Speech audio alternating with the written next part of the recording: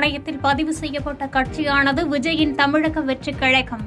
திசைகளை வெல்லப்போவதற்கான முன் அறிவிப்பாக முதற்கதவு திறந்திருப்பதாக விஜய் மகிழ்ச்சி. தமிழக மக்களுக்கான தலையாய அரசியல் கட்சியாக தமிழ்நாட்டில் வலம் வருவோம். மாநாட்டிற்கான அதிகாரப்பூர்வ அறிவிப்பு வெளியாகும் வரை காத்திருங்கள் என்று விஜய் பதிவு.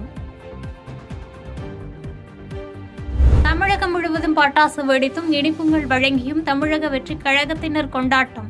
விஜயின் அயராத உழைத்த அங்கீகாரம் என்று பொதுச் செயலாளர் ஆனந்த் நெகிழ்ச்சி. தமிழ்தாயின் குழந்தைகள் என்பதை பெரும் அடையாளம். சிகாகோவில் நடந்த தமிழர்கள் சங்கத்தில் முதலமைச்சர் மு க ஸ்டாலின் பெருமிதம். தென்னிந்திய நடிகர் சங்க நிர்வாகிகளின் பதவிக்காலத்தை நீட்டிக்க திட்டம். 5 தீர்மானங்களும் பொதுக்குழுவில் நிறைவேற்றம். தென்காசி மாவட்டம் சங்கரன்கோவில் அருகே அதிமுக நிர்வாகி வெட்டி கொலை. நடைபயிற்சி சென்றவரை சுற்றி வளைத்துக் கொன்ற கும்பலை தேடும் காவல்துறை. ஆதிதிராவிட மாணவ மாணவிகளின் விடுதிகளை போர்க்கால அடிப்படையில் சீர் செய்ய வேண்டும்.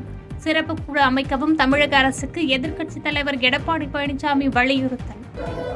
அரசு பள்ளி படிக்கின்ற ஏழை நடுத்தர மாணவருடைய கனவை நனவாக்கின்ற விதமாக உள் இடஒதுக்கீட்டின் அடிப்படையில் 7.5% இடஒதுக்கீடு அளித்து அதன் மூலமாக இதுவரை 3000க்கும் மேற்பட்ட மாணவ மாணவிகள் 7.5 உள் இடஒதுக்கீட்டின் மூலமாக தேர்வு செய்யப்பட்டு அவருடைய கனவு மருத்துவராக வேண்டும் என்று அந்த கனவை நனவாக்கிய அரசு அம்மாவுடைய அரசு. தமிழகத்தில் உள்ளாட்சி தேர்தலை நடத்த வாக்குப்பெட்டிகளை பழுது நீக்கி தயார் நிலையில் இருக்க மாநில தேர்தல் ஆணையம் உத்தரவு. 2019 தேர்வான உள்ளாட்சி அமைப்புகளின் பிரதிநிதிகளின் பதவிக்காலம் டிசம்பரில் நிறைவடைவதால் நடவடிக்கை. இலங்கை கடற்படை சிறைப்பிடித்த 22 மீனவர்களையும் 2 விசைப்படகுகளையும் விடுவிக்க நடவடிக்கை எடுக்குமாறு இபிஎஸ் வலியுறுத்தல். தூத்துக்குடி மீனவர்கள் நாளை நடத்தும் உண்ணாவிரத போராட்டத்தில் அதிமுக பங்கேற்கும் என்றும் அறிவிப்பு. வங்கக்கடலில் காற்றழுத்த தாழ்வு மண்டலம் நிலவி வருவதன் எதிரொலி. சென்னை, கடலூர், நாகை உள்ளிட்ட 9 துறைமுகங்களில் 1ஆம் புயல் கூண்டு ஏற்றம். தமிழ்நாட்டில் ஓரிரு இடங்களில் இன்று இடி மின்னலுடன் கூடிய லேசானது முதல் மிதமான மழை பெய்ய வாய்ப்பு. 13ஆம் தேதி வரை ஓரிரு இடங்களில் மிதமான மழை தொடரக்கூடும் என்று வானிலை மையம் தகவல்.